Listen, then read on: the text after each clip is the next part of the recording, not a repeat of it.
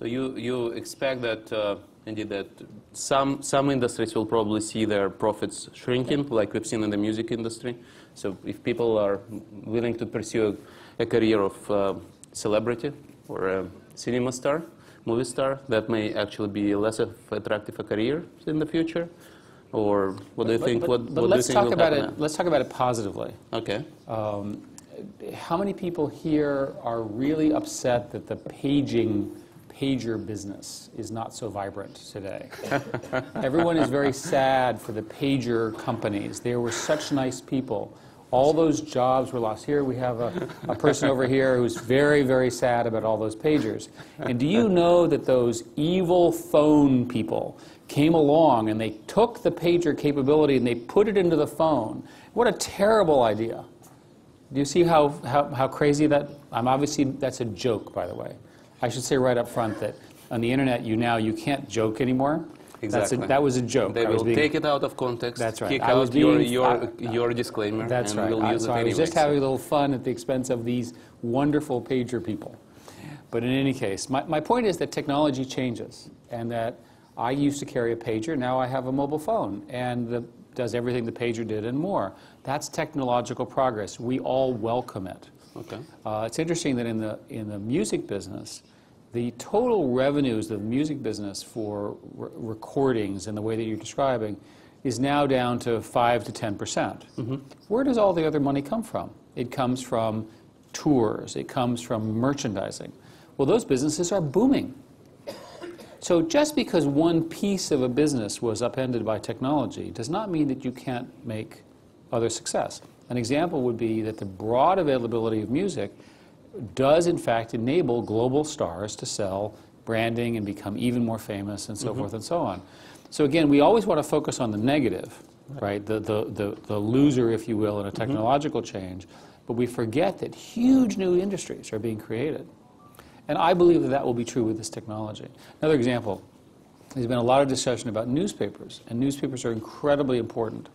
And it's very important that newspapers be able to make money and so forth and so on. But newspapers are incredibly successful on the internet. The problem is making money from it. Exactly. But it's not that they've lost their readers. It's just their readers aren't paying in the same way, and they're not paying enough. But the fact of the matter is, people love newspapers, and they particularly love newspapers online. That's true, but to what extent the newspapers will be able to continue to hire high-quality journalists, right? Well, hopefully we will build new monetization models. Okay. You are, in fact, an academic professor. Exactly. And you could imagine that over the next 10, 20 years, Russians will come up with very sophisticated ways of teaching and training the sophisticated sciences that you represent in economics and so forth, and you might be dislocated by that as well. Absolutely. But the fact of the matter is that the society would be better off if everyone is learning about economics on the internet, because it reaches all of the country. From the best professors. From the very best professors. Not from mediocre professors. And my point is that that's a celebrity business. That's true. It's a celebrity business around talent, and there's no particular reason to think that your teaching ability, which I'm told is very good, should not have a much broader audience. Right. So the internet creates very large audiences that can be monetized. It's important to figure out the new ways of monetization. They're not the same as the old. Let's take another example, Google Books, right? To what extent these models you were talking about apply to that project? Well, Google Books is actually quite interesting. I'll give you a statistic from Amazon. Amazon, I was People amazed. know what Google Books are? Raise your hands who doesn't know about Google Books. Let me describe a little bit about, I'll give you a statistic about Amazon. Amazon announced last week, everybody knows about Amazon, right? Yeah. Last month, Amazon announced that they were selling more electronic books than they were physical books. And I went, oh my God. You know, I thought that people would maybe a few purchases of electronic books. So I was wrong. The fact of the matter is that many, many people are now purchasing books, and they're paying a fixed fee. There's a huge competition now between Apple, Amazon, and Google over the pricing of these electronic books. That competition benefits the consumer. But what was surprising to me was how quickly people are moving to these electronic versions because of convenience. If you have an iPad or an Android tablet, it is for various Kindles and other kinds of readers, it's just easier, if you will, to read these books and carry them around. And you get tired of carrying all these books around, you travel all the time, and so forth and so on. Customers are moving, customers are voting, and they're voting for electronic books. They have a different monetization. In the US prices are between $10 and $12. That will change the industry. But people are reading more books, it's good. Yeah, and coming back to Google Books, there's been quite a controversy about intellectual property rights there, right? They're two different things. The Google Books are very much like what Amazon and Apple are doing. They're very successful, growing very rapidly, and that looks like that's going to be a big success for us. We do something else.